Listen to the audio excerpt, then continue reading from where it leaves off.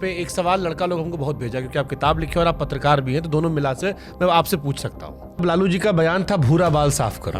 ये भूरा बाल साफ करो अपर कास्ट को साफ करने के लिए था कि इनको हटाकर नीचे से उठा दो? ये बहुत बड़ा षड्यंत्र था।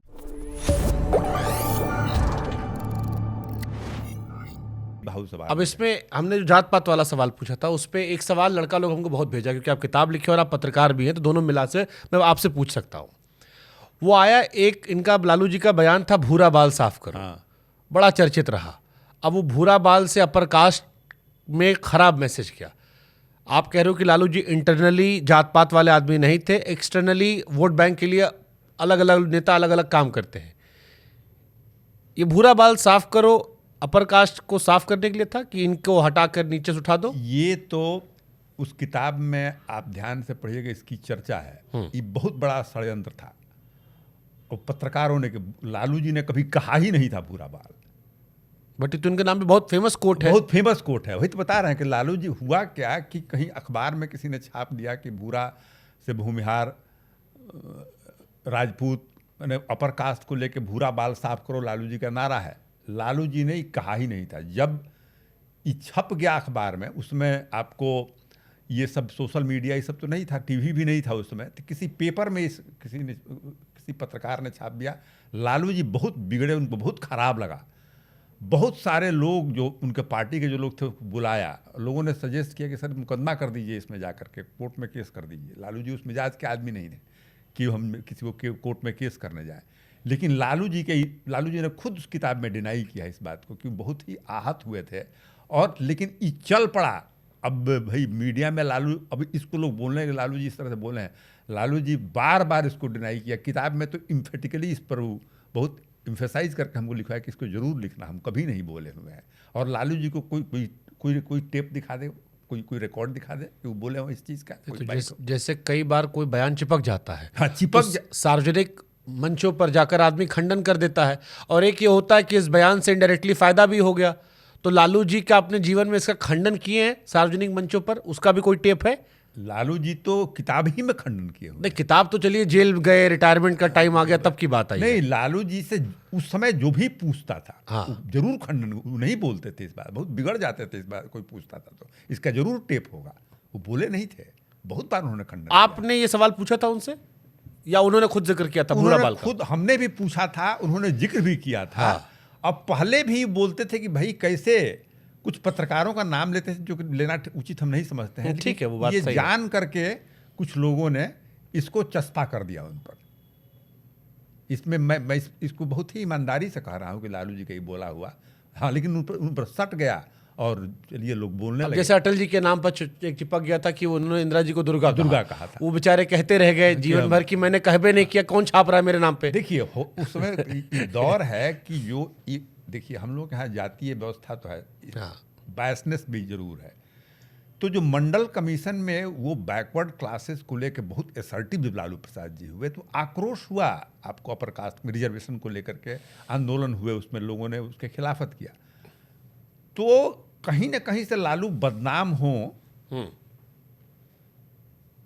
उन आक्रोश लोगों में बढ़े इसको लेकर के। इस तरह के फिराक में तो लोग रहते थे। उसी कंस्पिरेसी का ही नतीजा भूरा बाल उनका नाम पर कुछ लोगों के द्वारा, वो अपर कास्ट के लोग रहे होंगे, था। लेकिन लालू जी ने कहा नहीं था। इस तरह के आदमी, देखिए जो पहला कैबिनेट बनाए थे लालू प्रसाद, 12 आदमी का कैबिनेट बना था, 90 बने, उसमें ब्राह्मण थे। लालू जी के अपने नज़दीक सर्किल में कौन कौन लोग थे भाई?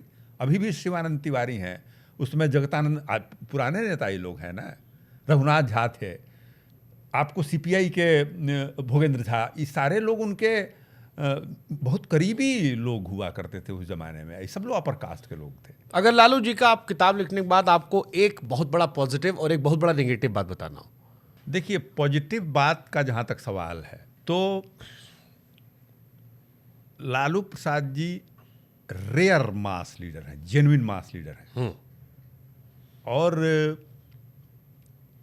वो लोगों के बीच में जनता के दुख दर्द क्या है इसको समझने में के लिए या उसको महसूस करने के लिए उससे बड़ा नेता एग्जिस्टिंग लोगों में मिलना बहुत मुश्किल है। कौन क्या पद पा लिया अलग बात है, लेकिन जनता का जनता का जो नेता है, लालू प्रसाद जी से नेता, बड़ा नेता मिलना इस जेनरेशन में, उनके जेनरेशन में, वो निगेटिव बात क्या है उनके लिए कि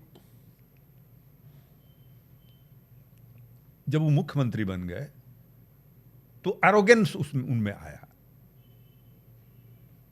एक एरोगेंस आया। तो मान लीजिए कि कोई वो काम में रहते थे, लोगों अपना काम करते थे जिस तरह से भी हो, लेकिन कोई बात बोलने गया तो अच्छा देखते हैं हटिया देते थे उसको या टाल देते थे। मैंने एक एरोगेंस जो होता है सत्ता में आने के बाद से, ये उनमें आया जो उनके लिए निगेटिव साबित हुआ। इस बात को मैंने पूछा भी था, उन्होंने इसको एडमिट भी किया था कि हम एरोगेंट हो गए थे। तो उनका एरोगेंस जो है, तो एरोगेंट जब आदमी हो जाता है ना, तो फिर से एक तरह से बंद हो जाता है, लोगों का सजेशन सुनना या लोगों का बात सुनना या कोई काम ही लेके जेन्युइन काम होगा उस पर ध्यान नहीं देना, ये लालू जी में उनका सबसे बड़ा निगेटिव पॉइंट। फिर आदमी धीरे धीरे कटता है, फिर अंदर का आदमी बाहर जाके विभीषण बनता है। विभीषण बनता है। जैसे हमने किस्सा सुना था कि शरद यादव ने पहली बार मुख्यमंत्री बनवाने में मदद की थी और बाद में उनसे विवाद हुए, सच है? हाँ, मदद तो किया था, इसमें कोई डाउट का बात नहीं है। लालू जी बहुत ओपनली एडमिट करते हैं कि शरद जी ने मदद किया था। इवन नीतीश कुमार अपोजिशन में जाने के बाद भी लालू जी इस बात को अभी तक नहीं डिनाई करते हैं, जबकि नीतीश कुमार जी चले जाते हैं बार बार कि नीतीश कुमार जी ने मदद नहीं किया, शरद जी ने मदद किया ही था। हाँ, बाद के दिनों में डिफरेंस इन लोगों में हो गया। डिफरेंस किस इशू पर हुआ? वो जनता दल के प्रेसिडेंट थे लालू प्रसाद जी, जब इन पर मुकदमा हुआ फॉर्डर स्कैम का, तो फिर शरद यादव जी चाहते थे कि हम प्रेसिडेंट हो जाएं, जबकि लालू प्रसाद जी चाहते कि भाई हम पर मुकदमा हुआ है तो हमारे पार्टी में हमको कोई क्यों हमको हटावेगा, पार्टी को तो हमको प्रोटेक्ट करना चाहिए ना। तो इस बात को लेकर डिफरेंस हुआ, लेकिन वैचारिक डिफरेंस उनसे नहीं था, आइडियोलॉजिकल डिफरेंस शरद जी से नहीं था। अब पार्टी में जो कंपटीशन होता है वो था, ये हुआ। अच्छा, लालू जी पहली बार सीएम कैसे बने? क्योंकि हमने सुना था कि लोकदल कर्पूरी और लोकदल चरण, इनमें विवाद था, लालू जी ने दोनों को संभाल लिया। एक पिक्चर आई थी महारानी, उसमें हालांकि दिखाने की कोशिश की गई लालू जी और नीतीश जी कैरेक्टर, उसमें बड़ा फेमस डायलॉग है कि जिसमें जो नीतीश कुमार का कैरेक्टर होता है वो लालू जी वाले कैरेक्टर से कहता है, क्योंकि वो काल्पनिक है इसलिए मैं कह रहा हूँ कि दर्शाया गया है। कहता है कि सुनो, टैलेंटेड तुम सारा हम थे, लेकिन तुम्हारे पास जाति का एक्स फैक्टर था। लालू जी नीतीश जी में, क्या लालू जी पहले इसलिए मुख्यमंत्री बने क्योंकि वो यादव समाज से थे, या उनके अंदर करिश्मा ज्यादा था और जुगाड़ बढ़िया बैठा ले गए? देखिए, आप थोड़ा सा मुख्यमंत्री बनने के पहले के बैकग्राउंड में जाइएगा, तो नीतीश जी और लालू जी तो स्टूडेंट मूवमेंट के टाइम से ही लीडर थे ना, और इन लोगों के प्रीवियस जनरेशन के लीडर कर्पूरी ठाकुर थे, वही इन दोनों के नेता इंस्पिरेशन थे। हाँ, इंस्पिरेशन थे और सीनियर लीडर थे, वही इनके प्रीवियस जनरेशन में। लेकिन जब कर्पूरी ठाकुर का देहांत हुआ तो नेता विरोधी दल कौन बना? लीडर ऑफ अपोजिशन जो आज तेजस्वी हैं, वो कौन बना? तो नीतीश जी थे, वहां पर एमएलए थे, लालू प्रसाद जी बने सीएम।